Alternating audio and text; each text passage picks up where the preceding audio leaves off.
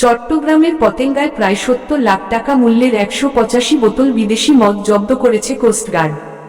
বৃহস্পতিবার ৩০ এপ্রিল ২০২৬ তারিখ সকালে কোস্টগার্ড মিডিয়া কর্মকর্তা লেফটেন্যান্ট কমান্ডার সাব্বির আলম সুজন এ তথ্য জানান।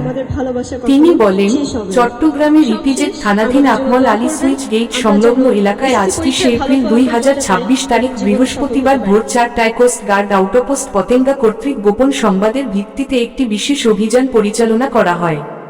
অভিযান চলাকালীন উক্ত এলাকা হতে প্রায় ৭০ লাখ টাকা মূল্যের ১৮৫ বোতল বিভিন্ন ধরনের বিদেশি মদ জব্দ করা হয়।